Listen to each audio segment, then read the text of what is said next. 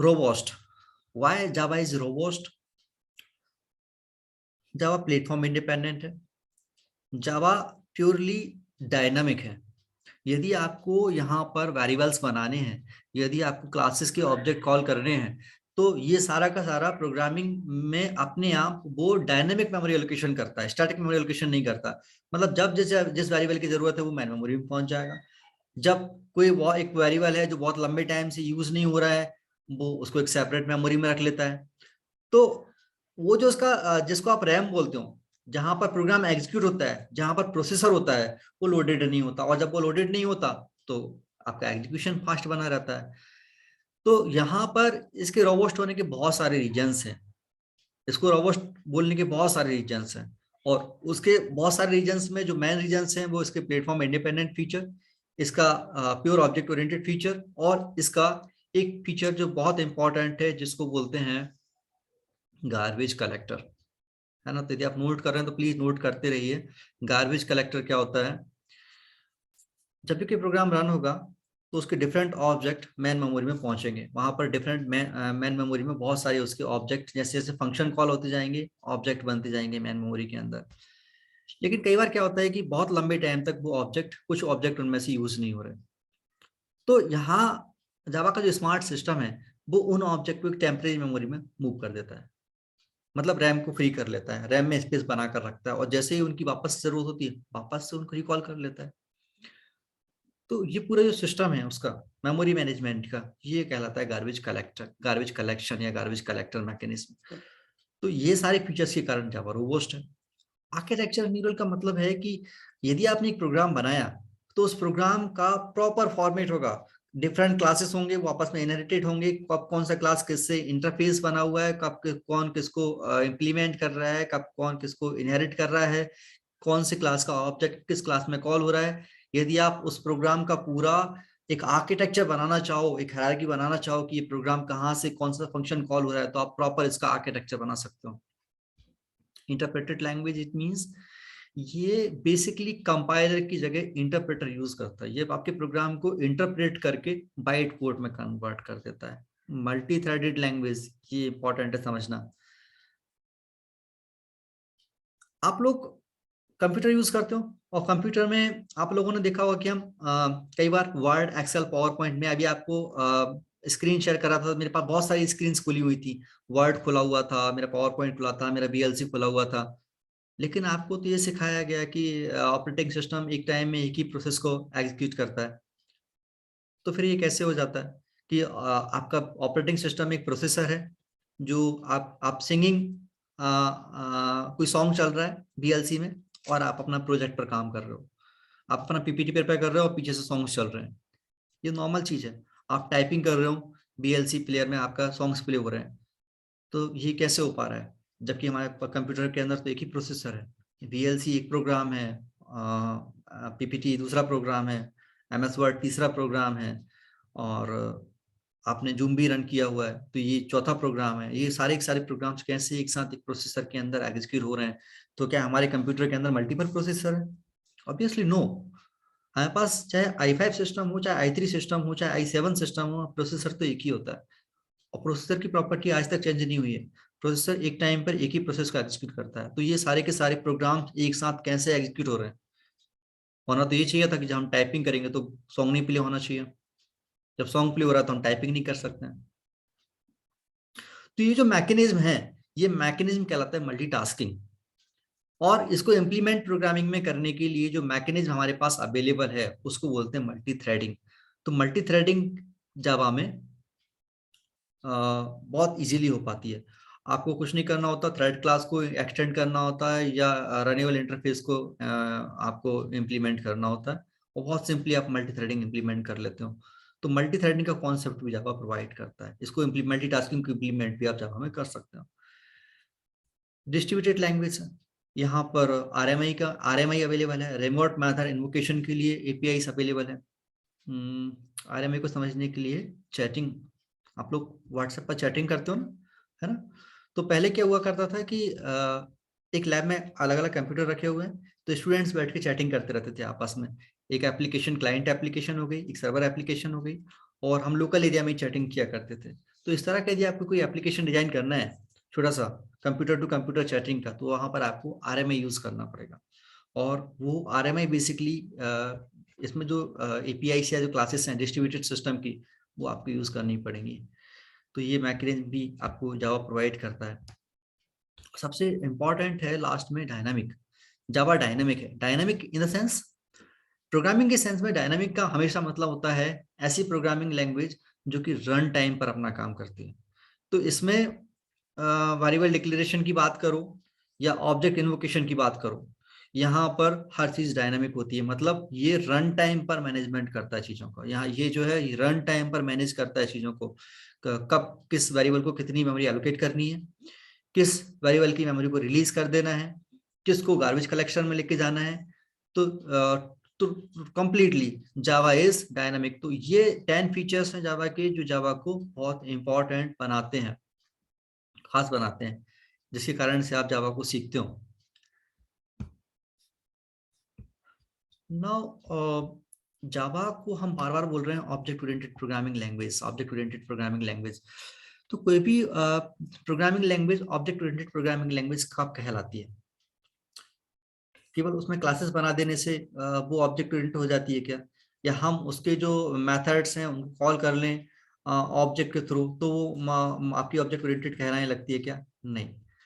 कोई भी programming language object oriented तब कहलाती है जब वो इतनी फीचर्स को फॉलो करती है। उस प्रोग्रामिंग लैंग्वेज में ऑब्जेक्ट का यूज होना चाहिए, उसमें क्लासेस होनी चाहिए, उसमें इनहेरिटेंस का कॉन्सेप्ट यूज हो, एनकैप्सुलेशन हो, एब्स्ट्रैक्शन हो, मैसेज पासिंग हो और पॉलीमॉर्फिज्म हो। यदि ये इतने फीचर्स को की प्रोग्रामिंग लैंग्वेज यूज करती है, बेसिकली ऑब्जेक्ट क्लास को छोड़ दो, नीचे के जो ऑब्जेक्ट है आपके जो 5 हैं, इनको यदि यूज करती है की प्रोग्रामिंग लैंग्वेज, तो वो ऑब्जेक्ट ओरिएंटेड प्रोग्रामिंग लैंग्वेज कहलाती है। ये फीचर्स कैसे काम करते हैं, ये हैं क्या बेसिकली, बहुत से लोगों को तो याद रहते हैं और कई बार हम इनको सुनकर भूल जाते हैं। मैं इन पर डिस्कस करने के पहले आपको सिंपली जावा का प्रोग्राम दिखाता हूँ, तो आपको ये फीचर्स याद रहेंगे।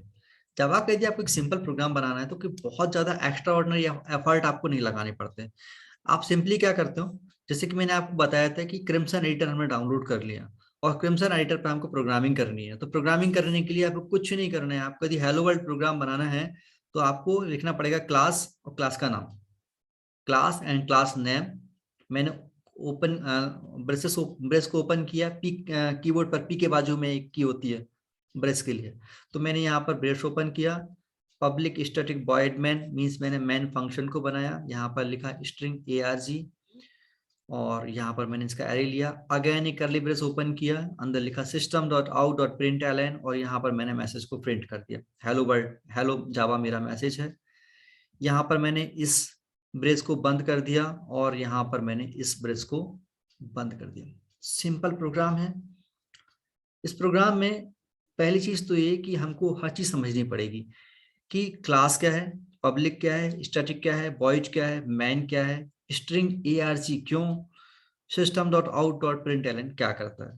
तब तो हमको ये प्रोग्राम डिस्कस करने का सेंस है। अदरवाइज सिंपली मैं आपको ये कहूँ कि जावा का प्रोग्राम ऐसे बन जाता है, इसको आप ऐसा कैसा एडिटर पे टाइप कर दो और इसको हम रन कर लेंगे कमांड प्रॉम्प्ट पे जाके। So that is not the idea. तो मैंने कहा था कि सिंपल हेलो वर्ल्ड प्रोग्राम बनाने के लिए क्लास बनानी पड़ती है ना। तो मैंने क्या कहा, क्लास बनानी पड़ेगी तो क्लास का नाम भी देना पड़ेगा। तो अब यहाँ पर क्लास का नाम कुछ भी हो सकता है, यहाँ पर क्लास का नाम हरिओम भी हो सकता है, यहाँ पर क्लास का नाम आकाश भी हो सकता है। ये ओपनिंग ब्रेस क्या है, ये स्कोप को रिप्रेजेंट करता है कि मेरी क्लास यहाँ से शुरू होगी और यहाँ पर मेरी क्लास खत्म हो जाएगी। इसके लॉजिक्स इस ओपनिंग ब्रेस से इस क्लोजिंग ब्रेस तक लेके जाएंगे। क्लासेस के अंदर इन जनरल फंक्शंस बनाए जाते हैं और जावा में फंक्शंस को मेथड कहा जाता है। ठीक, तो जब भी मेथड टर्म यूज होगा समझ जाइए कि हमें फंक्शन की बात कर रहे हैं। तो यहाँ पर मेन फंक्शन है और मेन फंक्शन के अंदर हमने अपना लॉजिक लिखा है। लॉजिक है system dot out dot print L N, ये मैसेज है सिंपली। और system dot out dot print L N वही काम कर रहा है जो कि आपका सी प्रोग्रामिंग में प्रिंट टैप करता है और सी प्लस प्लस प्रोग्रामिंग में सी आउट करता है। तो वही काम यहाँ पर system dot out dot print L N कर रहा है मैसेज प्रिंट करने के लिए।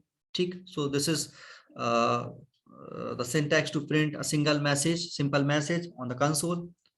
ओके, क्लास मैंने बता ही दिया कि क्लास बनानी पड़ेगी, क्लास का नाम देना पड़ेगा, क्योंकि क्लास के थ्रू ही हम फंक्शंस को कॉल करेंगे। नाउ सी प्रोग्रामिंग में वॉइड मैन हुआ करता है, और यहाँ पर public static void main. C plus plus में हम कभी कभी इंट मैन यूज करते हैं, जब हम आंसी सी यूज करते हैं, और जब टर्बो सी यूज करते हैं तो वॉइड मैन यूज करते हैं। तो यहाँ पर हमने वॉइड मैन के पीछे पब्लिक और स्टैटिक भी लगा रखा है, और यहाँ पर इसमें स्ट्रिंग टाइप का एक आर्गुमेंट पास किया है, जिसे कमांड लाइन आर्गुमेंट कहा जाता है।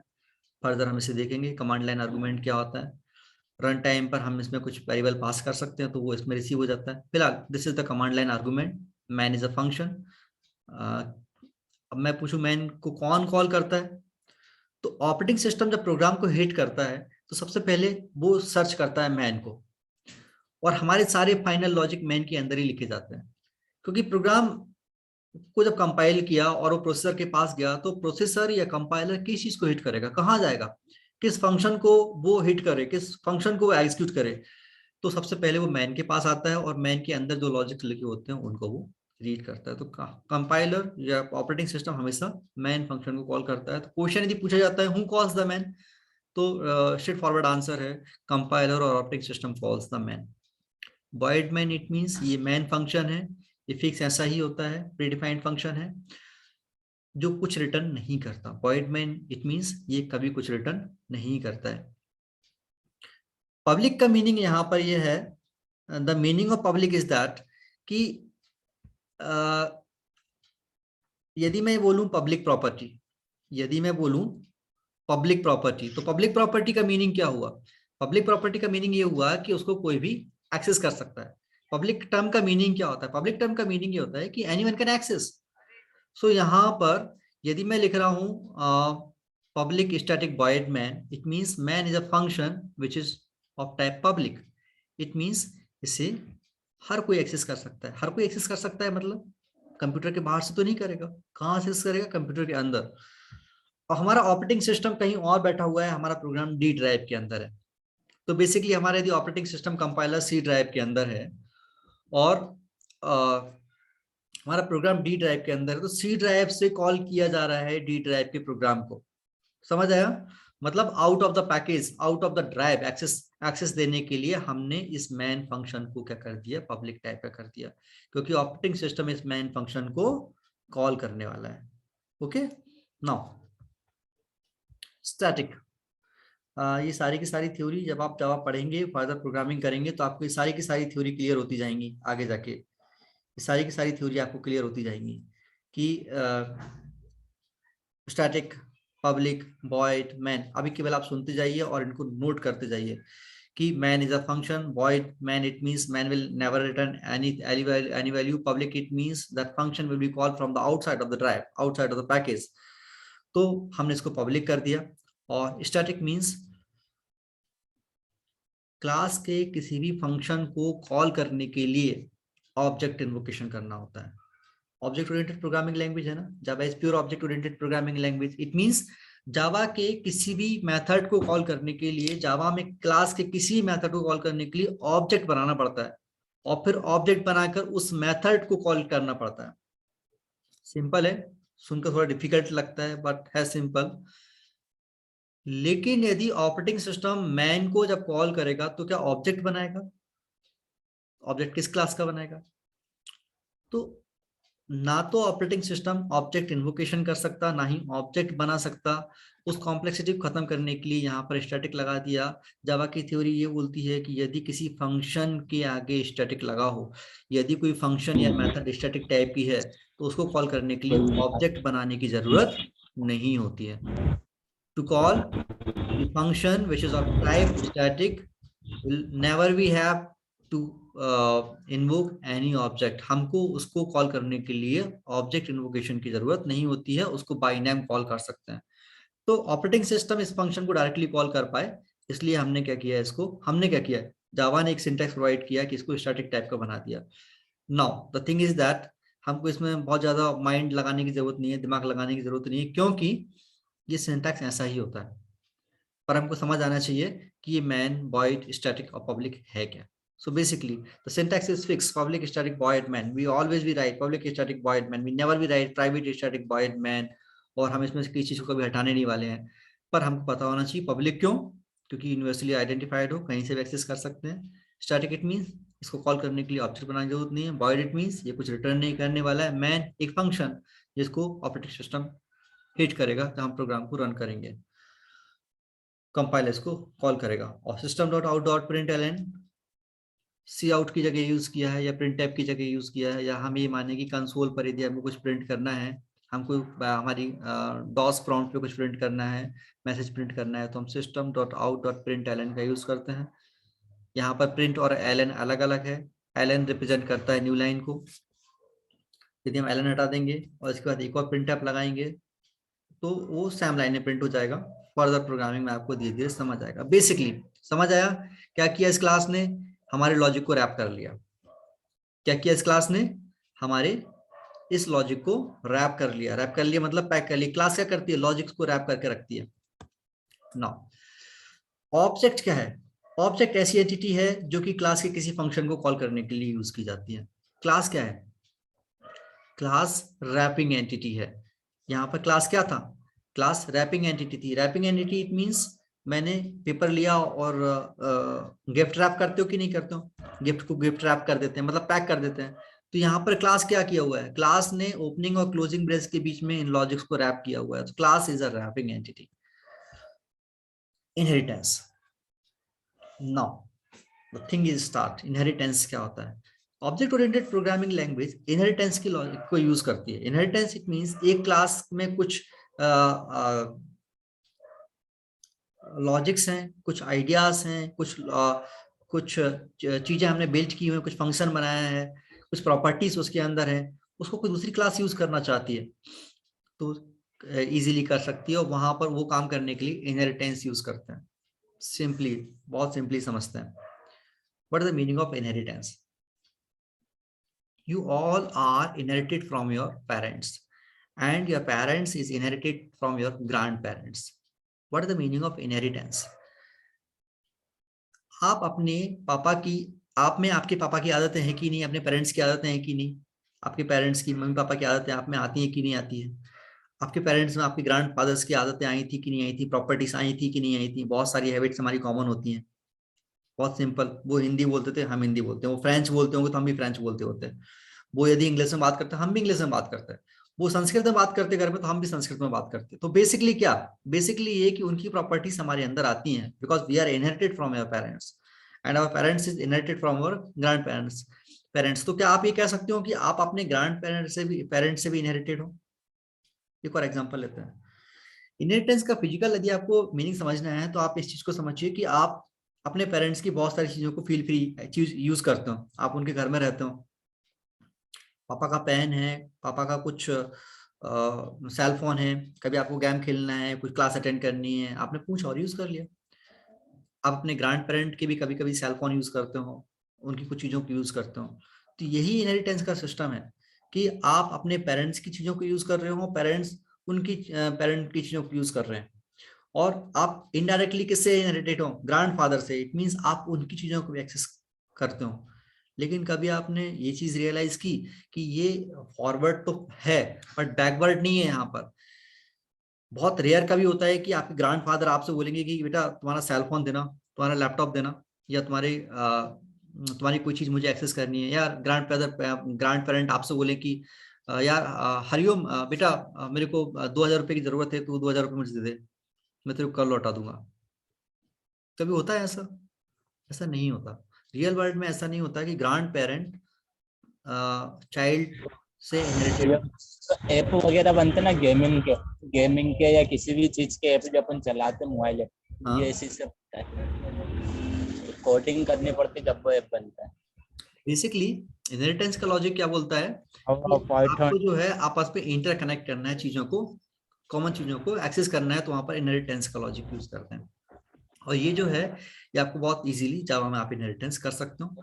Single level, single, multi level, multiple inheritance यहाँ पर नहीं होता है ना। याद रखिए, नोट कर लीजिए, Java does not support multiple inheritance. Will discuss in detail, क्योंकि वो मल्टीपल इनहेरिटेंस की जगह पर वहां पर जो है इंटरफेस का लॉजिक देता है।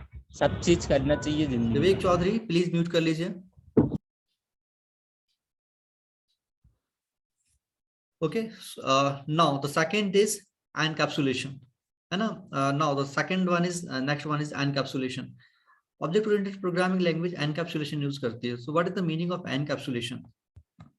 Let's come on. That is the inheritance, as we discuss in theoretically, but practically diagram if we'll have to see. So we discuss the whole scenario of inheritance. Grandparent can access the things of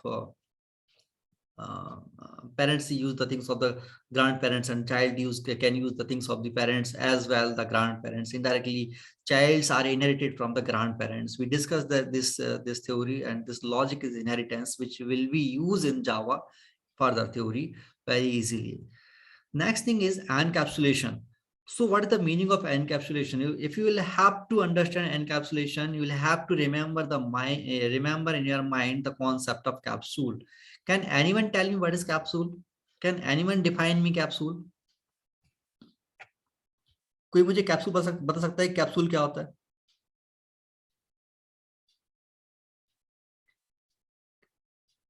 क्या मुझे कोई Hariom Lodha, Hariom? Yes sir. Capsule क्या होता है? Capsule medicine खाई कभी? Medicine दवाइयां खाई? Yes sir. कैप्सूल हाँ क्या होता है सर, कैप्सूल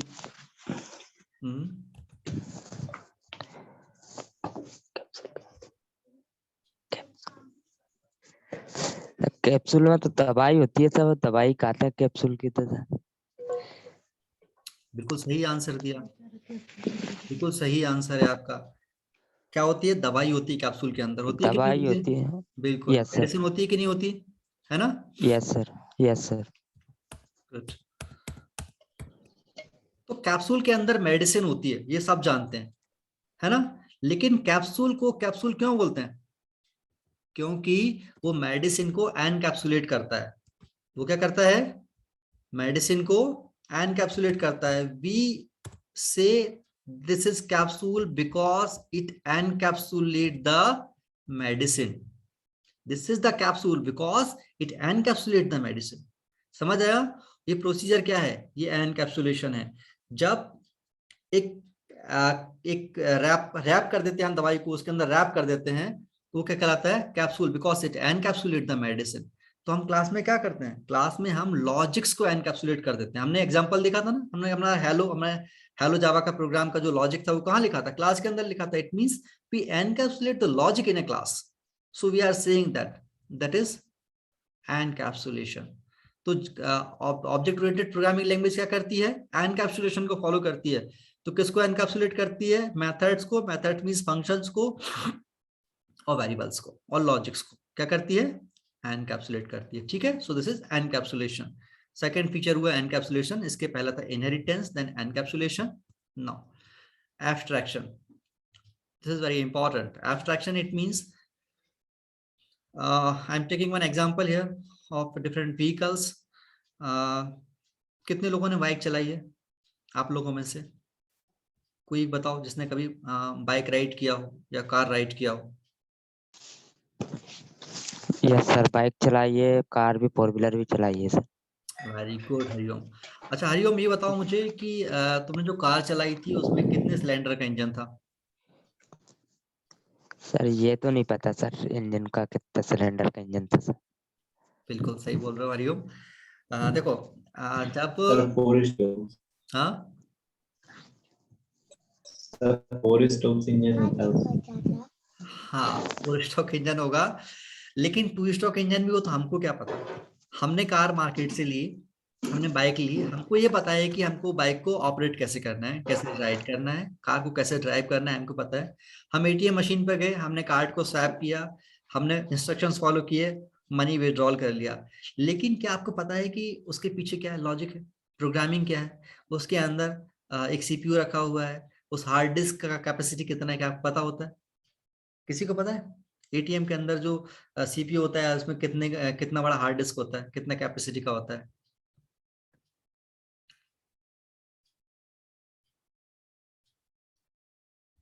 नहीं पता होता आप लोगों को। पता है क्यों? यही एब्स्ट्रैक्शन है, यही एब्स्ट्रैक्शन है। By hiding the background detail,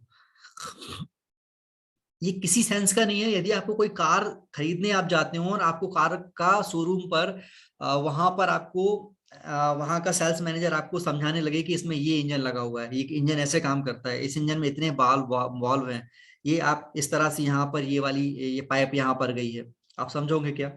आप बोलोगे नहीं। आप ये बताओ कि मेरे को सबसे अच्छी कार कौन सी है, माइलेज किसका अच्छा है, रेट किसका कम है, फीचर्स किसमें ज्यादा ज्यादा है। आप बस वो देखते हो और आप कार ले आते हो। आप एटीएम लेते हो, स्वैप करते हो, आपको विड्रॉल करने से मतलब है। यदि मैं आपको वहां पे खड़ा होकर समझाऊं कि देखो बेटा यहाँ पर इसमें सीपीयू रखा हुआ है, इसमें ये प्रोग्रामिंग, आप समझोगे क्या?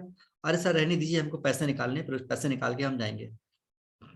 बैकग्राउंड डिटेल को हाइड करना है, काम की चीज को दिखाना है। तो ऑब्जेक्ट ओरिएंटेड प्रोग्रामिंग ये लॉजिक प्रोवाइड करती है। By hiding the background detail, वो लॉजिक्स को हाइड कर देती है और काम की चीज को शो कर देती है। जो चीज नहीं दिखानी उनको हाइड कर देगी, उसको प्रोटेक्टेड कर देगी, उसको प्राइवेट कर देगी, और जो आपको दिखाना है उसको पब्लिक कर देगा। तो ये लॉजिक आपको इस प्रोग्रामिंग लैंग्वेज में मिलेगा और ये फीचर कहलाता है एब्स्ट्रैक्शन। समझ आया?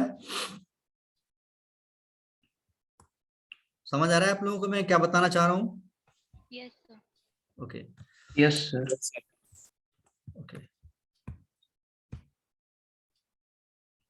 है ना। सो एब्स्ट्रैक्शन को इम्प्लीमेंट कैसे करते हैं? तो जब प्रोग्रामिंग में एब्स्ट्रैक्शन को इम्प्लीमेंट करने के लिए ये कुछ तरीके देता है। आप अपने डेटा मेंबर्स को, मतलब आपने जो लॉजिक्स लिखे हैं प्रोग्रामिंग क्लास के अंदर, वहां पर उनमें से कुछ को आप डिफॉल्ट टाइप का कर सकते हो, कुछ को पब्लिक टाइप का कर सकते हो, कुछ को प्राइवेट, कुछ को प्रोटेक्टेड। बहुत इंटरेस्टिंग थ्योरी है। आप लोग थोड़ा सा इंटरेक्ट होकर मेरे से यदि बात करके आप मेरे से टू वे कम्युनिकेशन करेंगे तो आपको मजा आएगा। आप लोग में से कितने लोग रेंट से कभी घर में रहे हैं कहीं पर, या हॉस्टल में रहे हैं? कोई ऐसा है? Yes sir. कौन? Aakarsh? Yes Prajapati. Yes yes. Aakarsh, तुम्हारे साथ रूम में या घर में कितने लोग रहते थे जहां तुम रहते थे? सर मैं सिंगल ही रहता था। नहीं, शेयरिंग में कौन रहा है? एक या किसी फ्रेंड के साथ कोई रहा हो तो बताओ। सर दोस्त रहते थे सर, शेयरिंग में 2। ठीक है, बस यही मुझे जानना था। 2 दोस्त तुम्हारे साथ रहते हैं, तो अच्छा तुमने यस। कभी ये चीज रियलाइज की कि हमारी जो चीजें होती हैं सारे लोगों की, उनकी कुछ चीजें, हाँ। तुम्हारी कुछ चीजें, उनको हम कुछ चीजें कुछ पार्ट में क्लासिफाई कर लेते हैं। कुछ चीजें पब्लिक यस। होती हैं, कुछ यस सर। प्राइवेट होती हैं, कुछ यस प्रोटेक्टेड सर। होती हैं, और कुछ चीजें जो हैं मतलब ये डिफॉल्ट छोड़ बताई नहीं दो, जाती। पब्लिक प्राइवेट प्रोटेक्टेड यदि बात करें तो कुछ चीजें पब्लिक होती हैं। अच्छा बताओ, तुम्हारी कौन सी चीज पब्लिक थी जिसको तुम्हारे फ्रेंड यूज कर लिया करते थे? ये चीज बताओ।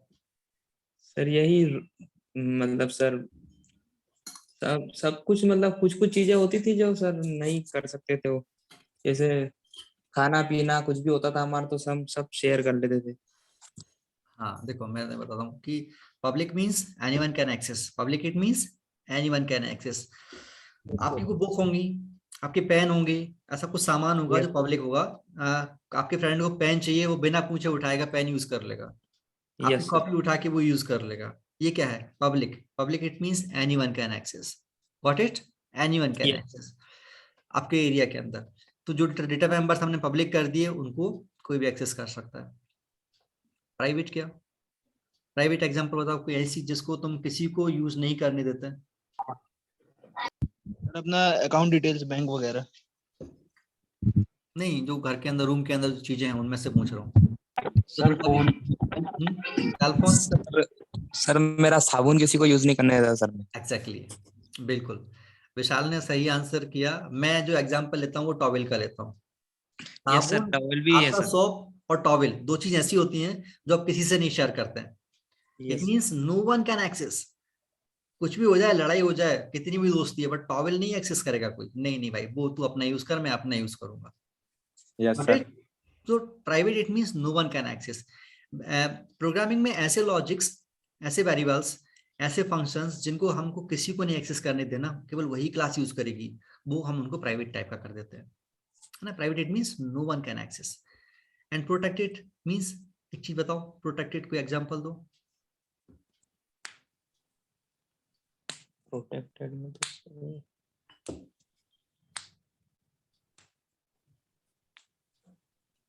चलो मैं बताता हूँ। प्रोटेक्टेड का मतलब ये है कि ऐसी चीज जो हमारी प्रोटेक्शन में तो है। इट मीन्स फॉर एग्जाम्पल आपके पास एक बहुत महंगा कैमरा है, DSLR कैमरा आपके पास है, यस ये आपके पास लैपटॉप है बहुत महंगा सा, पापा ने आपको दिलाया, तो वो आपकी प्रोटेक्शन में आप उसको क्या करते हो, हमेशा लॉकर में रख देता हूँ, है ना, लॉक करके अपनी अटैची में रख दोगे, आपके अलमेरा में आप रख दोगे, किसी को नहीं देते। लेकिन क्या किसी को नहीं देते क्या? यदि किसी को नहीं दोगे तो वो क्या हो जाएगा, प्राइवेट हो जाएगा। बट हम बात किसी कर रहे हैं प्रोटेक्टेड की। लेट्स सपोज आपके रूम में 3 दोस्त रहते हैं और उनमें से एक बहुत अच्छा आपका दोस्त है, वो पचमढ़ी घूमने जा रहा है, आपसे आके बोलता है कि यार जतिन मैं पचमढ़ी जा रहा हूँ और तेरा कैमरा मुझे दे दे यार, 1 दिन के लिए 2 दिन के लिए मैं तेरे को वापस कर दूंगा लाके। तुम सोचोगे यार नहीं यार खराब हो जाएगा यार, मैं नहीं दूंगा, लेकिन अच्छा दोस्त है, मना भी नहीं कर सकते, तो आप क्या बोलोगे उससे, ठीक है हरिओम तू ले जा, हरिओम आपका दोस्त है बहुत अच्छा, आपने हरिओम ठीक है तू मेरा कैमरा ले जा, बट किसी को देना मत। ऐसा होता है कि नहीं होता? ठीक है हरिओम तू ले जा, बट किसी और को मत देना। इट मीन्स आपके पास जो चीज प्रोटेक्टेड थी वो हरिओम के पास जाके क्या हो गई, प्राइवेट। हाँ जतिन क्या बोल रहे हो? कुछ नहीं सर, कुछ नहीं। जब ऐसी कोई चीज जो आपके पास प्रोटेक्टेड है बट दूसरे के पास जाके क्या हो जाए, प्राइवेट हो जाए, मतलब DSLR कैमरा जतिन ने हरिओम को दे दिया और बोल दिया आप किसी को एक्सेस मत करना, किसी को और को मत देना। इट मींस जतिन के पास वो प्रोटेक्टेड था और हरिओम के पास क्या हो गया, प्राइवेट हो गया। तो ऐसे डेटा मेंबर्स जिनको हमको कंडीशनली एक्सेस देना है, कंडीशनली एक्सेस देना है, तो हम उनको क्या कर देते हैं, प्रोटेक्टेड टाइप का कर देते हैं। ठीक है। अब यहाँ पर एडिशनली डिफॉल्ट भी होता है। पब्लिक का मीनिंग होता है रूम के अंदर ही पब्लिक, मींस क्लास के अंदर ही पब्लिक और क्लास के बाहर भी पब्लिक, ठीक। और पैकेज के बाहर ही पब्लिक, पैकेज मींस फोल्डर के बाहर, ठीक। पब्लिक एरिया में किसी चीज कर दिया तो क्लास के अंदर पब्लिक है, प्रोग्राम के अंदर पब्लिक है और उस फोल्डर के अंदर ही पब्लिक है और बाहर से भी एक्सेस की जा सकती है। लेकिन यदि डिफॉल्ट टाइप का कोई डेटा मेंबर है तो केवल वो उसी फोल्डर के अंदर पब्लिक रहेगा, इसका बिहेवियर, डिफॉल्ट का बिहेवियर पब्लिक टाइप का होता है। लेकिन उस फोल्डर के बाहर, मींस जावा में फोल्डर को पैकेज कहा जाता है, तो उस फोल्डर के बाहर इसका डिफॉल्ट का बिहेवियर प्राइवेट हो जाएगा, मतलब फोल्डर के बाहर एक्सेस नहीं होगा, पैकेज के बाहर एक्सेस नहीं होगा। तो किसी फोल्डर के अंदर, किसी पैकेज के अंदर मेरे को पब्लिक बनाना है किसी डेटा मेंबर को, डिफॉल्ट यूज करूंगा। टोटली एक्सेसिबल बनाना है, anyone can access, public use करूंगा। किसी को नहीं देना, no one can access, private data member मैं बना दूंगा उसको। और मेरे कंडीशनली यदि मेरे को रखना है तो मैं प्रोटेक्टेड कर लेता हूँ। ओके। और इनको बोलते हैं एक्सेस स्पेसिफायर्स या एक्सेस मॉडिफायर्स, और इनका जावा में बहुत इंपॉर्टेंट रोल है, बिकॉज ये ही है जो कि एब्स्ट्रैक्शन को इम्प्लीमेंट करते हैं। कोई भी रियल वर्ल्ड प्रोग्राम इनके बिना नहीं बनता। ठीक है, समझ आया आप लोगों को? Sir good. सर जावा में क्या फ्रेंड कीवर्ड का यूज कर सकते हैं? इसका फ्रेंड कीवर्ड का बिल्कुल कर सकते हैं, बिल्कुल कर सकते हैं। फर्दर थ्योरी में मैं आपको क्या है कि ट्रेनिंग प्रोग्राम के लिमिटेशंस होते हैं, हमारे पास आज 2 घंटे का टाइम है, कल से हम वेब सर्विसेज डिस्कस करेंगे। Web services totally different area है, तो वहां पर हम एक अलग ट्रेंड पे चले जाएंगे। आज हम फंडामेंटल्स डिस्कस कर रहे हैं, तो मैं आपको एक ओपन अपॉर्चुनिटी दूंगा जिसमें मैं ग्रुप में आपको कुछ ओपन, आप बोल रहे हो ना कि मेरे को मैसेज ग्रुप में पढ़ाया कि सर इसका वीडियो मिल सकता है क्या? बिल्कुल मिल सकता है, मैं आपको इसका वीडियो लिंक प्रोवाइड कर दूंगा, आप इसको देखिए बहुत ध्यान से, और आपको वहां पर सारे फीचर्स मिल जाएंगे। इनहेरिटेंस मिल जाएगा, एब्स्ट्रैक्ट क्लास मिल जाएगा, इंटरफेस मिल जाएगा, आईओ स्ट्रीम में मिल जाएगा, एक्सेप्शन हैंडलिंग ही मिल जाएगा, सारा सब कुछ आपको वहां पर डिटेल में मिलेगा। मेरे ही लेक्चर हैं वो वहां पर। कल से जो है जो आपकी क्लास लेंगे वो वाकई में एक्सपर्ट हैं जावा के, और उनसे मैंने भी काफी कुछ सीखा है। मेरी पीएचडी के ड्यूरेशन में रिसर्च वर्क जब मैं कर रहा था, इम्प्लीमेंटेशन कर रहा था, तो मैंने उनकी काफी हेल्प ली, उन्होंने मुझे काफी चीजें सिखाई, इसलिए मैंने उनको कॉल किया है आपको सिखाने के लिए, है ना। तो कल से आपको और भी मजा आएगा। 100 में से अभी कंटिन्यू करें, है ना। बिल्कुल फ्रेंड का हम यूज करेंगे। पॉलीमॉर्फिज्म का मीनिंग होता है, polymorphism it means object oriented programming या जावा पॉलीमॉर्फिज्म को फॉलो करता है। जतिन या हरिओम या अद्वैत या मैं खुद, हम सारे के सारे पॉलीमॉर्फिज्म फॉलो करते हैं। कैसे करते हैं? मेरा नाम कपिल है ना। मेरे फ्रेंड भी मुझे कपिल बुलाते हैं, मेरे घर के लोग भी मुझे कपिल बुलाते हैं, कॉलेज में मुझे लोग कपिल बोलते हैं, कहीं डॉक्टर कपिल चंद्र बोलते हैं, कुछ लोग सर बोलते हैं, बट बेसिकली मैं हूं तो एक ही। लेकिन जब मैं दोस्तों के साथ होता हूँ तो अलग तरीके से बिहेव करता हूँ, स्टूडेंट्स के साथ अलग तरीके से बिहेव करता हूँ, कॉलेज में अलग तरीके से बिहेव करता हूँ, प्रोफेशनली, अनऑफिशियली, ऑफिशियली मेरे बिहेवियर चेंज हो जाते हैं। सिमिलरली जतिन हो या अद्वैत हो या हरिओम हो या आप में से कोई भी हो, आप जहां होते हो आप उस तरह से बिहेव करते हो कि नहीं करते हैं? दोस्तों के साथ मस्ती करते हो, पेरेंट्स के साथ सिंसियर रहते हो, और टीचर्स के साथ डिसिप्लिन में रहते हो। तो ये 3 बिहेवियर आपके हैं कि नहीं? आप एक ही चीज होने के बाद अलग अलग बिहेव कैसे करते हो? क्लियर? तो जहां जैसी जगह है वहां वैसा बिहेव करते हो। तो ये आपका जो नेचर है ये पॉलीमॉर्फिज्म कहलाता है। तो इस एग्जाम्पल को हम क्यों लें जबकि हमको ये पता है कि हम खुद पॉलीमॉर्फिज्म फॉलो करते हैं। और प्रोग्रामिंग में पॉलीमॉर्फिज्म इंप्लीमेंट करने के लिए या कहाँ इंप्लीमेंट किया जाता है उसका एक एग्जांपल मैं आपको देता हूँ। कैलकुलेटर आप लोगों ने यूज किया होगा, तो कैलकुलेटर में जब आप 2 नंबर को जोड़ते हो, सम करते हो 2 नंबर का, तो कभी आप सोचते हो कि वो सम करने के लिए मेरे को 2 इंटीजर नंबर यूज करना है, या एक नंबर फ्लोट होना चाहिए दूसरा भी फ्लोट होना चाहिए, या पहला फ्लोट दूसरा इंट, ऐसा कभी आप सोचते हो क्या? कभी किसी ने सोचा? कैलकुलेटर में कभी आपने कोई ऑपरेशन परफॉर्म करते हुए कभी सोचा कि 2 नंबर मतलब इंट प्रोग्रामिंग करते हैं ना, 2 नंबर के सम का प्रोग्राम बनाते हैं, 2 नंबर इंट नंबर का सम करने का। अब जब हमने उस प्रोग्राम को रन किया और रन करने के बाद एक इंट एक फ्लोट दे दिया तो क्या होगा? प्रोग्राम का आउटपुट सही नहीं आएगा ना, है ना। कैलकुलेटर में तो हम सोचते नहीं है। तो आपको क्या लगता है कि आपका प्रोग्राम को यूज करेगा तो सोचेगा कि 2 नंबर इंटीजर टाइप के सम करेंगे, जबकि प्रोग्राम आपने कंप्यूटर में बनाया और कैलकुलेटर छोटा सा होता है, इतना सा, 100 रुपए का, 50 रुपए का, और कंप्यूटर आपका 50,000 रुपए का, और वहां पर आपका सम करने के लिए 2 इंट नंबर, एक इंट एक फ्लोट दे दिया तो प्रोग्राम फेल हो गया। वहां पर सारी पॉसिबिलिटीज लेके चलना पड़ता है। मतलब सम प्रोग्राम जो सम का फंक्शन है, उस सम का फंक्शन आपको अलग अलग टाइप से बनाना पड़ेगा। एक सम का फंक्शन इंट इंट लेगा, दूसरा इंट फ्लोट लेगा, दूसरा फ्लोट फ्लोट लेगा, चौथा जो है फ्लोट इंट लेगा। तो एक ही नाम के फंक्शन 4 बनाने पड़ेंगे आपको, कि पता नहीं रन करते हुए जो यूजर है वो दोनों इंट टाइप कर देगा कि दोनों फ्लोट टाइप कर देगा, एक इंट एक फ्लोट देगा, या पहला फ्लोट दूसरा इंट करेगा। तो ये जो है ये चीज हमको तब समझ आती है हम रियल टाइम प्रोग्रामिंग करने जाते हैं। तो वहां पर एक ही नाम के डिफरेंट फंक्शंस बनाओ, उनके फीचर्स अलग अलग हों, जैसे कि हम एक ही हैं, हमारा नाम एक ही है, बट अलग अलग बिहेवियर है, तो इसको पॉलीमॉर्फिज्म बोल रहे हैं। ऐसी प्रोग्रामिंग में जब हम उस चीज को इम्प्लीमेंट करेंगे तो वहां पर वो चीज पॉलीमॉर्फिज्म कहलाएगी। ओके, सो यहाँ पर फंक्शन ओवरलोडिंग और ऑपरेटर ओवरलोडिंग का कॉन्सेप्ट आता है, which is also available in Java. Data types है यहाँ पर। डेटा टाइप इट मीन्स आप वेरिएबल्स लेते हैं, तो वेरिएबल्स देखिए, मुझे ज्यादा पानी चाहिए तो मैंने इस बॉटल में पानी रखा, मुझे कम पानी चाहिए तो मैंने इस ग्लास में पानी रखा। जब भी मेरे को कोई सौंप रखनी थी तो मैंने इस बॉक्स का यूज किया। तो मैं आपको क्यों बता रहा हूँ ये चीज? मेरे को सैनिटाइजर के लिए ये बॉटल यूज की। जिस तरह की चीज होती है उस तरह का कंटेनर होता है।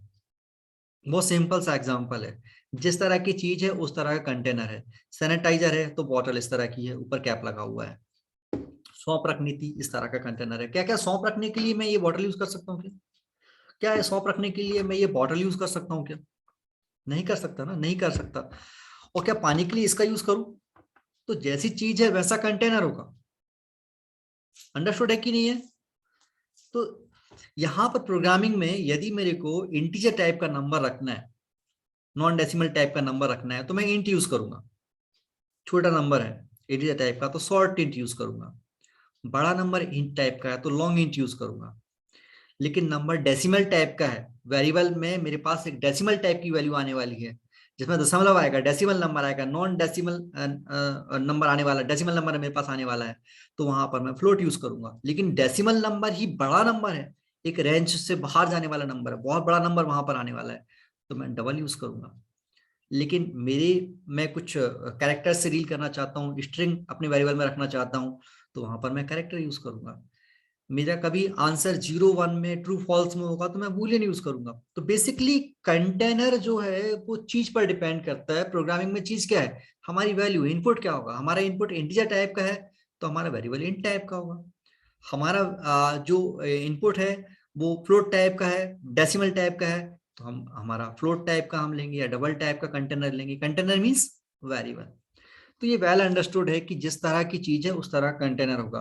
तो हमारा इनपुट हमारी चीज है और हमको किस तरह वेरिएबल का टाइप क्या होगा वो हमारी इनपुट पर डिपेंड करेगा। यदि हम इनपुट इंटीजर टाइप पे रखना चाहते हैं तो हम उन वेरिएबल्स को, वेरिएबल्स क्या है, कंटेनर्स हैं, उनको हम इंट टाइप का डिफाइन करेंगे। सो वेल अंडरस्टूड चीज है। प्रोग्रामिंग में लोग कुछ उनको पढ़ाते कुछ और तरीके से हैं, बट हमको समझना प्रैक्टिकल रियल वर्ल्ड के तरीके से लेना होगा। प्रोग्रामिंग को यदि आपको सीखना है तो प्रोग्रामिंग को फील करो, रियल वर्ल्ड एग्जांपल से रिलेट करना शुरू करो, अदरवाइज प्रोग्रामिंग बहुत डिफिकल्ट हो जाएगी।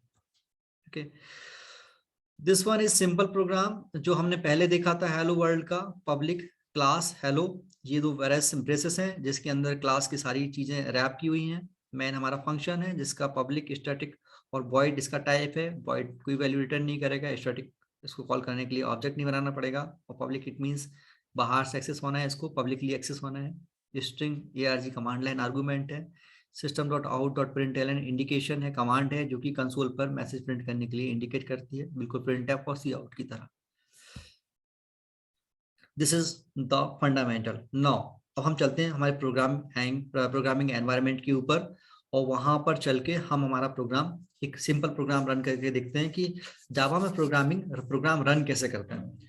और जब मैं प्रोग्राम बनाऊंगा तो मेरे प्रोग्राम में भी एरर आ सकता है। आप कभी मत सोचिए कि यदि आपने प्रोग्राम को रन किया है तो उसमें एरर आ जाएगा तो क्या होगा, और एरर ठीक नहीं हुआ तो हम प्रोग्रामिंग नहीं करेंगे।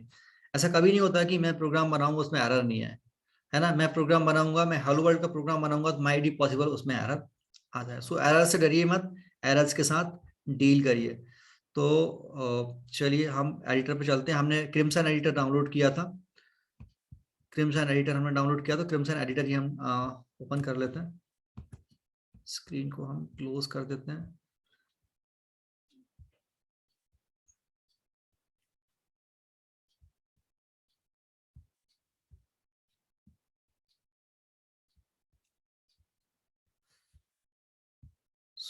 मैंने क्रिम्सन एडिटर ओपन किया। यहाँ पर कुछ प्रोग्राम्स पहले से हैं, इनको मैं क्लोज कर देता हूँ और एक नया प्रोग्राम ले लेता हूँ। इसको मैंने बंद कर दिया, क्लोज। क्या करते हैं प्रोग्राम बनाने के लिए, पहले हम बनाते हैं क्लास। सिंपली पहले हम क्या करते हैं, क्लास बनाते हैं। और क्लास का नाम क्या देते हैं, कुछ भी नाम दे सकते हैं। हमने प्रोग्राम का नाम दिया हेलो, ठीक, और हमने ओपनिंग एंड क्लोजिंग ब्रेस यहाँ पर ले लिया। यहाँ पर हमने क्या किया, पब्लिक स्टैटिक वॉइड में, और यहाँ पर मैंने लिखा स्ट्रिंग। मैंने यहाँ पर स्ट्रिंग लिख के यहाँ पर ARG लिया, और एक वेरिएबल मैंने यहाँ पर, इसको बोलते हैं कमांड लाइन आर्गुमेंट, इसको बोलते हैं कमांड लाइन आर्गुमेंट। अभी ARG जो है ये वेरिएबल है, तो इसको आप चाहो तो कुछ भी नाम दे सकते हो। आप चाहो तो हरिओम नाम दे सकते हो, आप चाहो तो कपिल नाम दे सकते हो। यहाँ पर स्ट्रिंग टाइप का वेरिएबल है। यहाँ पर मैंने एस कैपिटल किया है, ध्यान रखिए ये एस कैपिटल है क्योंकि जावा कैमल नोटेशन को फॉलो करता है। यहाँ पर कुछ लेटर्स कैपिटल होते हैं, कुछ स्मॉल होते हैं, तो आपको ध्यान रखना पड़ता है कि कब हमको किस चीज को कैपिटल कब स्मॉल रखना है। और उसका बहुत सिंपल सा तरीका है, जैसे कि जावा में जब आप अपना कोई भी क्लास बनाते हो तो क्लास का पहला लेटर हमेशा, क्लास को यूज कर रहे हो, प्री डिफाइंड क्लास यूज कर रहे हो, तो उसका पहला लेटर हमेशा कैपिटल होता है क्लास का। तो बेसिकली जब हम यहाँ पर नया क्लास बना रहे हैं ना हेलो, तो हमको इसको कैपिटल रखना चाहिए, लेकिन सिंपली हम इसको स्मॉल ही रख रहे हैं क्योंकि हम यूजर डिफाइन कुछ भी कर सकते हैं, बट स्टैंडर्ड ये बोलता है कि क्लास का फर्स्ट लेटर कैपिटल होना चाहिए। सो यहाँ पर हमने लिखा system dot out dot print, simple print ही लिख लेते हैं। और मैंने इसको मैसेज नहीं लिखा। अब मैं इसको सेव कर रहा हूँ, फाइल पर जाकर मैंने इसको सेव किया। कहाँ पर सेव करूँ मैं इसको डी ड्राइव के अंदर सेव कर लेता हूँ। डी ड्राइव के अंदर मैंने यहाँ पर एक सिंपली फोल्डर बना लिया और उस फोल्डर को मैंने नाम दिया SWS। ओके, और यहाँ पर आके मैंने प्रोग्राम को सेव करना है। अब जब प्रोग्राम को सेव करना है तो रिमेंबर यहाँ पर प्रोग्राम का नाम वही होगा जो कि मेरी क्लास का नाम है। और क्लास का नाम क्या है, हेलो, और यहाँ पर मुझे लिखना है जावा। रिमेंबर मैंने क्लास का नाम क्या दिया, वही प्रोग्राम का नाम क्या दिया जो मेरी क्लास का नाम था।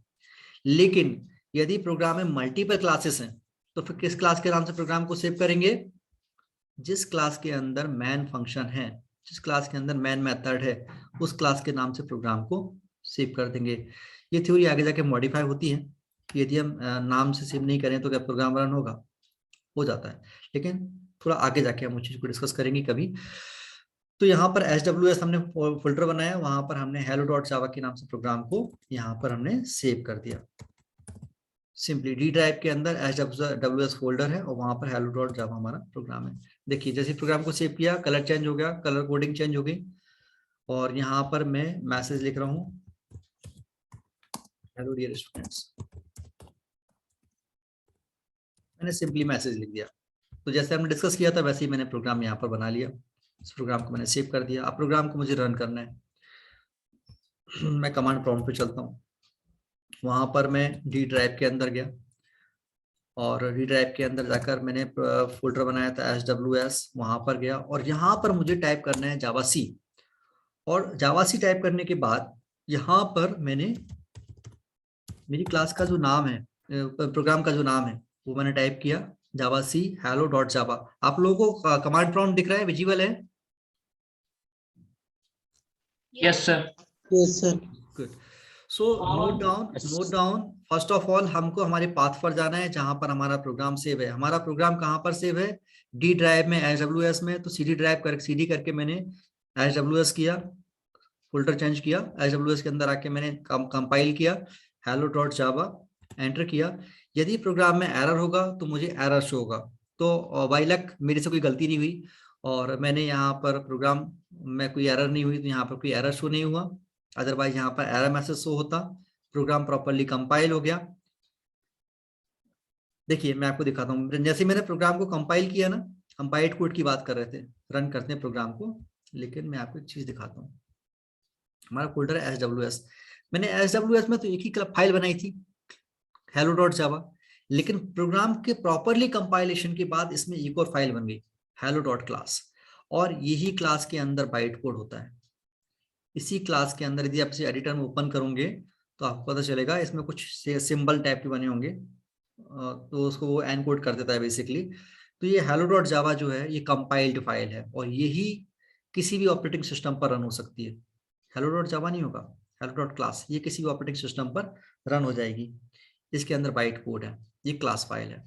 Okay, so moral of the story is that जब भी हम किसी प्रोग्राम को कंपाइल करते हैं, प्रॉपर्ली कंपाइल प्रोग्राम हो जाता है, तो उस प्रोग्राम के अगेंस्ट एक क्लास फाइल जनरेट हो जाती है उसी फोल्डर के अंदर।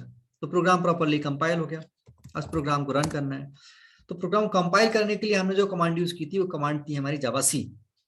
ओके, और अब इस प्रोग्राम को रन करने के लिए हम कमांड यूज कर रहे हैं जावा, और यहाँ पर हमने अगेन प्रोग्राम का नाम दिया, लेकिन यहाँ पर हमने .java नहीं यूज किया है, सिंपली, ठीक, और एंटर किया। जैसे ही हमने एंटर किया हमको आउटपुट मिला hello dear students.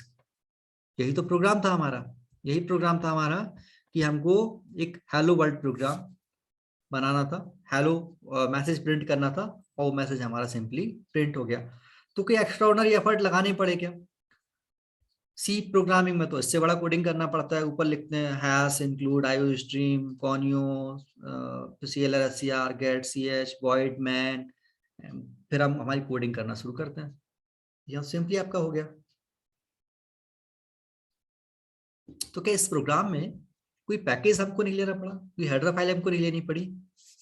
So let me clear, Java by default यहाँ पर एक पैकेज को इंपोर्ट कर लेता है। यहाँ पर हमको पैकेजेस इंपोर्ट करने पड़ते हैं जब एडवांस प्रोग्रामिंग करते हैं, आईओ स्ट्रीम करते हैं, मल्टी थ्रेडिंग करते हैं,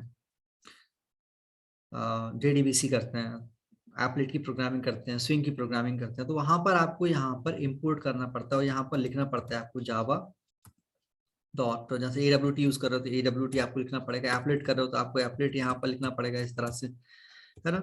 लेकिन यहाँ पर क्या होता है कि बाय डिफॉल्ट एक पैकेज होता है java.lang, util.lang, तो जिसमें basic input output related keywords functions उसके पास होते हैं। तो वो जैसे ही आप जावा का प्रोग्राम बनाते हो ना, तो उसको ऑटोमेटिकली इंपोर्ट कर लेता है, तो आपको यहाँ पर कोई पैकेज इंपोर्ट नहीं करना पड़ता।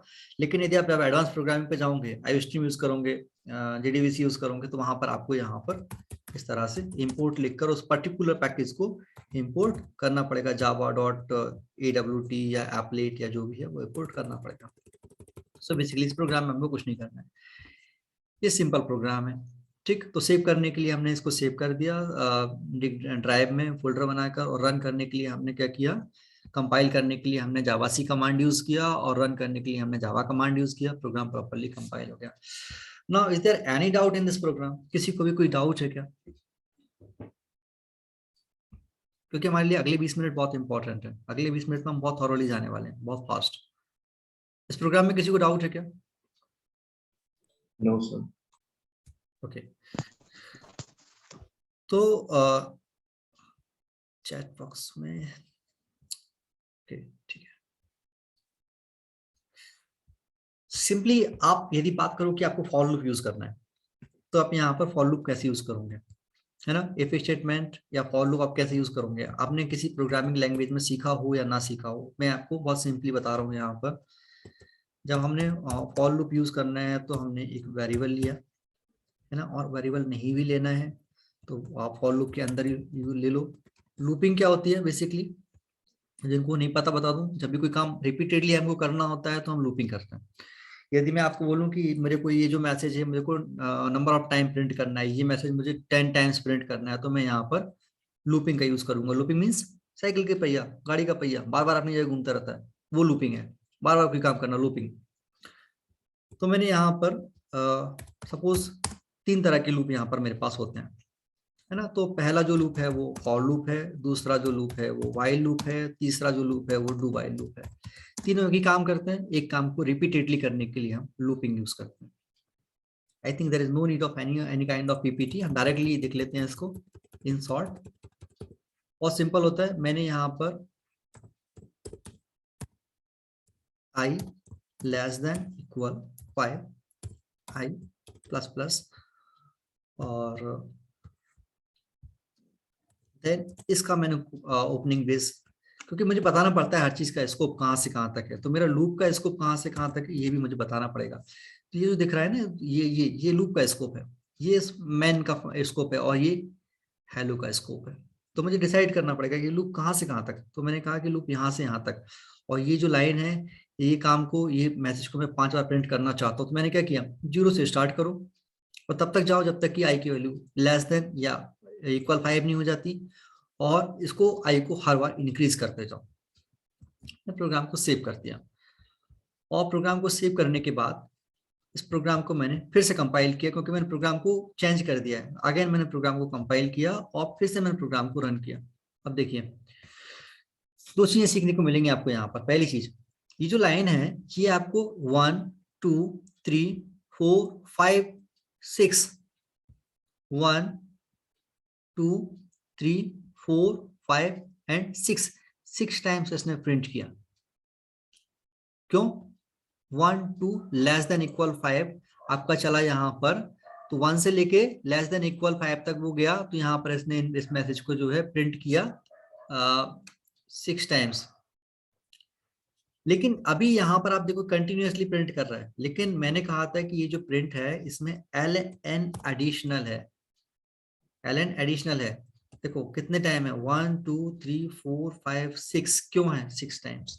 0 से लूप चलना स्टार्ट हुआ, 0 1 चेक किया, 1 is less than 5, yes, 2 is less than 5, yes, 3 is less than 5, yes, 4 is 5 is, तो ये 0 से चला और 5 तक प्रोसीड किया। यदि मैं इसको यहाँ पर लेस देन 5 कर दूं तो ये केवल 5 टाइम्स चलेगा, या फिर मैं इस लूप को जो है 1 से इनिशिएट कर दूं यहाँ से 0 की जगह, तब ये 5 टाइम्स चलेगा। ठीक, तो मैंने यहाँ पर ln यूज कर लिया है, मैंने यहाँ पर मैंने ln यूज कर लिया।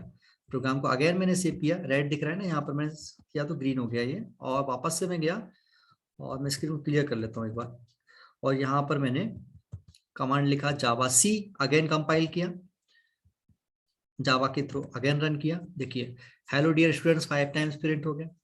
सिंपल लूप है, तो हमने ये रिपीटेडली किया। यदि मुझे आई की वैल्यू प्रिंट करनी है तो आप यहाँ पर सिंपली क्या करते हो, प्लस आई कर देता हूँ, और जैसे आप प्लस आई करूंगे, या प्लस इट मीन्स ये प्लस का मतलब यहाँ पर कॉन्केटनेशन से है कि ये स्ट्रिंग के साथ मैंने इस स्ट्रिंग को कॉन्केट कर दिया, जोड़ दिया। अब क्या होता है देखते हैं, क्योंकि चेंज किया है फिर से कंपाइल करना पड़ेगा। 1 2 3 4 5 आई की वैल्यू दिखा रहा है, पहले आई की वैल्यू 1 थी, फिर 2 थी, फिर 4 थी, फिर 5 थी और 6 थी, 5 हो गई। सो दिस इज द वे। अब यदि मुझे व्हाइल लूप यूज करना है तो मैं क्या करूंगा, व्हाइल लूप यदि यूज करना है तो ये जो फॉर लूप है इसके 3 पार्ट हो जाएंगे। पहली चीज, ये आपका जो इनिशियलाइजेशन था, ये आपका पहले पार्ट में आ जाएगा यहां पर। तो हमने यहां पर इंट आई को डिफाइन किया, आई को डिफाइन किया और आई को हमने इनिशियलाइज कर दिया, कितने से, 1 से इनिशियलाइज किया, सेमीकोलन सेमीकोलन लगा दिया। और यहाँ कंडीशन क्या आएगी हमारी, कंडीशन हमारी क्या थी, ये हमारी कंडीशन है, ये हमारी कंडीशन है, I is less than equal 5। Second part हमने कंडीशन हम लूप के साथ रख दी, और ये जो आई प्लस प्लस वाला पार्ट था, ये वाला पार्ट हमने अंदर पुट कर दिया। देखिए बहुत हौच पौच हो गया। लूप में, फॉर लूप में जो काम एक ही लाइन में हो रहे थे, यहाँ पर वो जो काम है वो 3 लाइन में होगा व्हाइल लूप में। पहला इनिशियलाइजेशन, दूसरा कंडीशन, टर्मिनेट कंडीशन क्या है, टर्मिनेशन का कंडीशन क्या होगा वो, और फिर इंक्रीमेंट करना है या डिक्रीमेंट करना है, किस स्टेप से आपको प्रोसीड करना है, वो आपका थर्ड स्टेप। तो काम ये भी वही करेगा, ये भी वही आपको 1 to 5 ही मैप प्रिंट करेगा, पर यहाँ पर काम करने का तरीका इसका अलग हो गया। यहाँ पर आप कंडीशन देते हो, वहां पर आप 3 चीज एक साथ दे रहे थे। अगेन इस प्रोग्राम को सेव करते हैं और देखते हैं क्या आउटपुट कुछ चेंज हुआ है। अगेन प्रोग्राम को कंपाइल किया, एरर है, इंट आई मैसेज शो कर रहा है, ये बोल रहा है यहाँ पर can not find symbol int I. तो कुछ गलती की है हमने प्रोग्राम में, अच्छा हुआ एरर आया, एटलीस्ट हमको पता चला। हमने यहाँ पर इनिट आई लिख दिया, स्पेलिंग गलत कर दिया हमने यहाँ पर इंट का। ये देखिए इंट का स्पेलिंग क्या होता है, INT। हमने गलती किया, उसने एरर शो कर दिया। बेसिकली अच्छी बात है कि हमको पता चला कि एरर कैसा होता है, तो इसने एरर शो कर दिया था यहाँ पर। ये इसको आइडेंटिफाई नहीं कर पा रहा था कि इनिट क्या है। हमने उस मिस्टेक को ठीक कर दिया। अगेन प्रोग्राम को सेव किया, वापस से गए, अगेन हमने इसको कंपाइल किया। अभी इसमें कोई एरर नहीं है इस प्रोग्राम में। अगेन हमने इसको रन किया, तो रन किया तो आउटपुट तो वही मिला हमको जो हमको पहले फॉर लूप में मिला था, वही व्हाइल लूप में मिला है। डिफरेंस क्या है, डिफरेंस ये कि ये लॉजिक हमने हमारे जो थे, हमने फॉर लूप की यूज किए थे और यहाँ पर हमने व्हाइल लूप यूज किया है। अब आप पूछोगे सर फॉर लूप और व्हाइल लूप क्यों, जब एक ही काम करे तो अलग अलग चीजें क्यों दी हैं। जब आप रियल टाइम कोडिंग करते हो ना तो आपको नीट पता चलती है कि कभी कभी इनिशियल कंडीशन हमको इस तरह से नहीं मिलती। इनिशियल कंडीशन हमको कुछ प्रोग्रामिंग लॉजिक्स के थ्रू मिलती है, कुछ प्रोग्रामिंग लॉजिक्स के थ्रू हमको इनिशियल कंडीशन आ रही है, और फिर इस कंडीशन के थ्रू हमको फर्दर काम करना है। हमको, हमारे पास इनिशियल कंडीशन होती नहीं है, लेकिन फॉर लूप की रिक्वायरमेंट ही है कि हमारे पास इनिशियल कंडीशन होना चाहिए। तो उस केस में जब इनिशियल कंडीशन, इनिशियल वैल्यू हमारे पास नहीं है, तो हम व्हाइल लूप यूज करते हैं कि कहीं से ऊपर कैलकुलेट होकर ये आई की वैल्यू आएगी, तब ये प्रोसीड यहाँ पर करेगा। So as per the real time scenario हम इसको यूज करते हैं। डू व्हाइल में ये जो लॉजिक है, ये आपका ये वाला पार्ट जो है वो यहाँ पर आ जाता है, और यहाँ पर जहाँ हमने हमारा व्हाइल लिखा था वहां पर हम डू लिख देते हैं सिंपली। बाकी सब कुछ वैसा का वैसा होता है, ठीक। और यहाँ पर हम सेमीकोलन यूज करते हैं। किसी लूप में सेमीकोलन यूज नहीं होता, फॉर में नहीं होता, व्हाइल में नहीं होता, बट डू व्हाइल में सेमीकोलन यूज होता है, क्योंकि अब यहाँ पर ये टर्मिनेट इसको करना पड़ेगा, क्योंकि अभी ये हम इसे बाद में यूज कर रहे हैं ना, तो यहाँ पर टर्मिनेट को रिप्रेजेंट करने के लिए सेमीकोलन यहाँ पर यूज करना पड़ता है। अगेन प्रोग्राम को सेव कर लेते हैं, देखते हैं कुछ आउटपुट में कुछ चेंज हो रहा है क्या। यहाँ पर प्रोग्राम कंपाइल किया और रन किया, अगेन देखिए प्रोग्राम रन हो गया और वही का वही आउटपुट है। सो एक चीज तो समझ आती है कि फॉर लूप हो, व्हाइल लूप हो, डू व्हाइल लूप हो, किसी भी प्रोग्राम में, प्रोग्रामिंग में लूपिंग यही काम करती है, चाहे व्हाइल हो, चाहे डू व्हाइल हो, चाहे फॉर लूप हो। लेकिन हम लॉजिक्स क्या लिखना चाहते हैं उसके अकॉर्डिंग हम इसको यूज करते हैं। सिंपली एक और चीज सिंपल ABC, मैंने यहाँ पर मैं एक 10 मिनट में यदि आपको समझा पाया तो मैं आपको एक सिंपल सा प्रोग्राम समझा देता हूँ। int a, int b,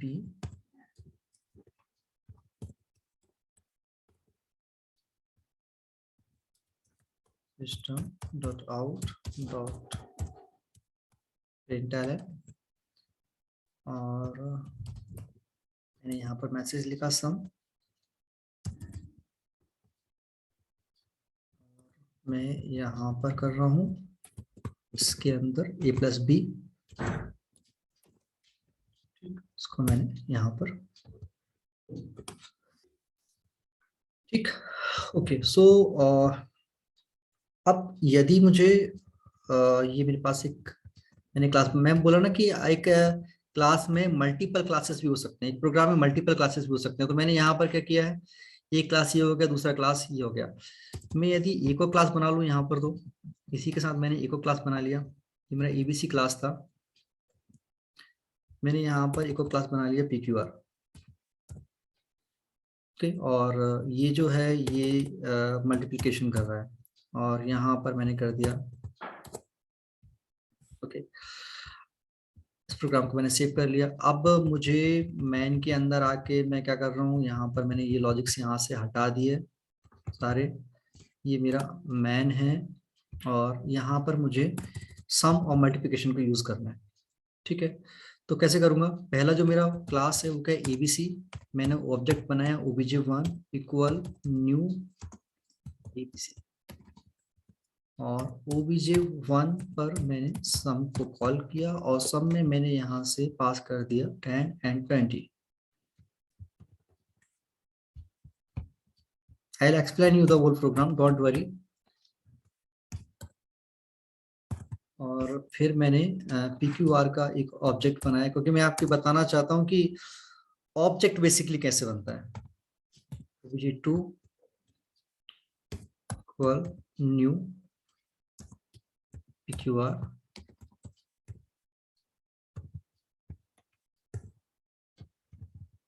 और यहाँ पर मैंने लिया obj2 डॉट MUL, और यहाँ मैंने 10 और 20 को मैंने मल्टीप्लाई किया, करना है मेरे को, तो मैंने 10 20 ही यहाँ से पास कर दिया। हो सकता है इस प्रोग्राम में एरर हो, यदि एरर होगा तो हम इसे डील करेंगे। प्रोग्राम को फिलहाल मैंने सेव कर दिया, और मैं इसको यहाँ से क्लियर करके मैं प्रोग्राम को कंपाइल करता हूँ। बाय लक प्रोग्राम में कोई एरर नहीं है यहाँ पर, और मैंने प्रोग्राम को रन किया। वंडरफुल, प्रोग्राम रन हो गया हमारा, सम आया 30 और मल्टी, देखिए दोनों मैसेज एक ही लगा हुआ है, कॉपी किया था ना ये।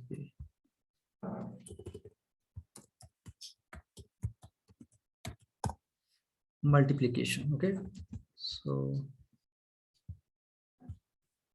again compile, again run। so sum is 30 and multiplication is 200। 10 और 20 का सम किया 30 आया, और मल्टीप्लिकेशन किया तो 200 आया। आउटपुट इज ओके, बट अब हमको लॉजिक समझना है। मैंने आपसे कहा था कि एक प्रोग्राम में मल्टीपल क्लासेस हो सकते हैं। मैंने क्लास बनाया, सिंपल। डिफिकल्ट है क्या? सिंपली तो है कि एक क्लास बनाया, उसके अंदर एक फंक्शन बनाया, और उस फंक्शन को नाम दिया सम। 2 पैरामीटर रिसीव कर रहा है, वेरिएबल रिसीव कर रहा है ये A एंड B, और यहाँ पर मैंने इनका सम करके यहाँ पर प्रिंट कर दिया। मैंने आपको बताया था कॉन्कैटिनेशन के लिए प्लस यूज करते हैं, इनका मैंने सम प्रिंट कर दिया और सम मैसेज लिख दिया, सिंपल है। दूसरा क्लास बनाया मैंने PQR, और यहाँ पर मैंने मल्टीप्लिकेशन ऑपरेशन अप्लाई किया A B पर, और यहाँ पर मैंने मल्टीप्लिकेशन लिया और A मल्टीप्लाई B कर दिया, ओके। और अब क्योंकि क्लासेस बनाए, और क्लास के फंक्शन को कॉल करने के लिए क्या लगता है? ऑब्जेक्ट लगता है। बिना ऑब्जेक्ट इन्वोकेशन के आप क्लासेस के मेथड को नहीं कॉल कर सकते। ऑब्जेक्ट कैसे बनाते हैं? ऑब्जेक्ट बनाना ऑब्जेक्ट इन्वोकेशन कहलाता है। यहाँ पर मैंने क्लास बनाया ABC। ABC क्लास के अंदर कौन सा फंक्शन है? सम फंक्शन। इसके लिए मैंने ऑब्जेक्ट बनाया obj1। ये वेरिएबल है बेसिकली, तो आप इसको जरूरी नहीं कि obj1 नाम लो, आप इसको O1 नाम भी ले सकते हो, आप इसको हरिओम भी नाम ले सकते हो, आप अद्वैत भी नाम ले सकते हो, आप कपिल भी नाम ले सकते हो। तो मैंने इसको नाम दिया obj1, क्योंकि मैं इसको ऑब्जेक्ट बोलता हूँ। obj1 equal new ABC। ये ऑब्जेक्ट बनाने का तरीका है। और न्यू कीवर्ड यहाँ पर डायनेमिक मेमोरी एलोकेशन कर रहा है। इट मींस मैंने इस ऑब्जेक्ट के लिए एबीसी टाइप की मेमोरी को डायनेमिकली एलोकेट कर लिया। आप इतना समझिए कि मैंने ऑब्जेक्ट बना लिया obj1, और obj1 पर मैंने किसको कॉल किया, सम को कॉल किया। तो सम किसका फंक्शन है, एबीसी के अंदर, एबीसी क्लास के अंदर सम फंक्शन है, तो इसी के ही ऑब्जेक्ट पे कॉल होगा ऑब्वियसली। तो मैंने उस पर कॉल कर लिया। pqr का एक ऑब्जेक्ट बनाया obj2, और obj2 पर मैंने mul को कॉल किया, क्योंकि mul किसका फंक्शन है, pqr का फंक्शन है। तो जिसका फंक्शन है उसके ऑब्जेक्ट पर कॉल होगा। ठीक है, जिसका फंक्शन है उसी के ऑब्जेक्ट पर कॉल होता है। बहुत जल्दी से मैं आपको एक चीज बता रहा हूं, मैंने यहाँ पर कीवर्ड यूज किया एक्सटेंड्स, और यहाँ पर मैंने लिख दिया एबीसी। मतलब अब इतना सा लिखने से मैंने एबीसी क्लास को pqr में इनहेरिट कर लिया, और यहाँ पर इनहेरिट करने के बाद पता है क्या हुआ, कि अब मुझे यदि सम फंक्शन को कॉल करना है तो मुझे ये लाइन लिखने की जरूरत नहीं है। मैं pqr के ऑब्जेक्ट के ऊपर भी सम को कॉल कर सकता हूँ। pqr का ऑब्जेक्ट कौन सा है, obj2, और मेथड कौन सी है, सम। ये देखिए मैंने यहाँ से कॉल किया 10, 20। मैंने यहाँ पर pqr में abc को इनहेरिट कर लिया, मतलब abc की सारी फीचर्स किस में आ गए, pqr में आ गए। इट मींस अब pqr के ऑब्जेक्ट के ऊपर मैं abc की मेथड को भी कॉल कर सकता हूँ। सम करके देखते हैं, इसको रन करके देखते हैं, जावा सी। ये देखिए सम हो गया, मल्टीप्लिकेशन भी हो गया और सम भी हो गया, जबकि ये ऑब्जेक्ट किसका है, obj2 pqr का, और सम मेथड किसकी है, abc की। क्यों हो पाया, क्योंकि pqr ने abc को इनहेरिट कर लिया। समझ आया, ये सिंपली आप देखो, मैंने आपको विद इन 2 मिनट इनहेरिटेंस करके दिखा दिया, विद इन 2 मिनट। हम बहुत देर से बहुत सारी चीजें डिस्कस कर रहे थे। सो जावा बहुत इजी है। आप यदि इसकी प्रोग्रामिंग करेंगे, मैं आपको वीडियो लिंक शेयर करूंगा अनऑफिशियली, आप उनको देखिए, है ना। और उनको सिक्वेंशियली जो सीरीज है उसकी पूरी, वो आप एक एक करके देखते जाइए, आपको क्लियर हो जाएगा। कल से हम एक नए ट्रैक पर जाएंगे, वो ट्रैक आप लोगों के लिए बहुत इंपॉर्टेंट है। क्लियर। सो कल जो लोग नहीं आ रहे हैं उनको भी थोड़ा फोर्स करिए, 1 या 2 लोग नहीं है उनको आप बता दीजिए, क्योंकि कल की जो क्लास है वो आपको एक्चुअली ये बताइए कि जावा में एक्चुअल रियल टाइम कोडिंग कैसे होती है। फंडामेंटल्स मैंने आपको बता दिया, प्रोग्रामिंग कैसे होती है मैंने आपको बता दिया, क्लियर। और प्रोग्राम रन कैसे होता है ये मैंने आपको बता दिया, जावा का hello world program, looping, inheritance तक मैं आपको लेके आया। टाइम होता तो मैं आपको एब्स्ट्रैक्ट क्लास इंटरफेस भी बताता, है ना। So I will share the link of for that. और यदि आप मेरे से पढ़ना चाहते हैं तो मैं आपको इसके अलावा किसी टाइम पर भी जब आप चाहें, आप मेरे से फोन करके मेरे को बता दो, आप दिन में किसी टाइम पर मैं आपको एब्स्ट्रैक्ट क्लास और इंटरफेस, जो लोग पढ़ना चाहते हैं अलग से पार्ट ऑफ दैट कोर्स, मैं आपको एब्स्ट्रैक्ट क्लास और इंटरफेस सेपरेटली पढ़ा दूंगा, कोई इशू नहीं है। इनहेरिटेंस करने में हमको 2 मिनट लगा है, एब्स्ट्रैक्ट क्लास इंटरफेस करने में मुश्किल से 15 से 20 मिनट लगेगा समझने में। ओके, नाउ आपकी कमेंट, आप लोग क्या चाहते हो, आप लोग को आज कुछ समझ आया, जो मैंने पढ़ा है वो कुछ समझ आया। Yes sir. ना तो मैं तो ये मानता हूँ कि यदि मेरे पार्टिसिपेंट्स अभी तक 24 हैं, 25 अभी थे, अभी 2 लोगों ने लीव कर दिया, शायद नेट खत्म हो गया वो जो भी इशू, तो यदि हैं तो मतलब कुछ समझ आ रहा है ना। यस हाँ, सर। यस तो कल आपको और मजा आएगा, कल आप जब पढ़ेंगे ना तो आपको कुछ और सारी चीजें, नई नई चीजें सीखने को मिलेंगी। और 5 दिन आपके लिए बहुत इंपॉर्टेंट है, फ्राइडे तक आप इसको सीरियसली लेके, और सिस्टम में जावा जरूर इंस्टॉल कर लो। नहीं किया है so no need to worry, कल हम जो है नेटबीन्स या एक्लिप्स करेंगे डाउनलोड, तो वहाँ पर जावा एडिशनली इंस्टॉल करने की जरूरत भी नहीं है, अपने आप उसमें डाउनलोड हो जाता है, पाथ भी सेट हो जाता है, सब कुछ ऑटोमेटिक हो जाता है उसमें। ओके, कल मिलते हैं इसी टाइम पर 6 बजे। किसी को कोई क्वेश्चन करना है क्या, डाउट है किसी को, एनीबॉडी हैज एनी डाउट। नहीं सर। सर, कल का टॉपिक एक बार और बता दीजिए। वेब सर्विसेज, कल से हम वेब सर्विसेज स्टार्ट करेंगे। आज फंडामेंटल्स हमने डिस्कस किया, कल से हम वेब सर्विसेज स्टार्ट करेंगे। ठीक है, सुन के लग रहा होगा आपको, लेकिन जब पढ़ेंगे तब मजा आएगा। वो रियल टाइम की नीड है, रियल वर्ल्ड एप्लीकेशन डिजाइन करने की नीड है। वेबसाइट यदि आप डिजाइन करोगे तो विदाउट वेब सर्विसेज आप नहीं कर सकते। JDBC ऐसी जो कॉम्प्लेक्स चीजें थी वो इससे बहुत इजीली हो जाती हैं। ठीक है, कल मिलते हैं। All the best, thank you so much. Thank you sir. Thank you, sir. Thank you, sir. Thank you.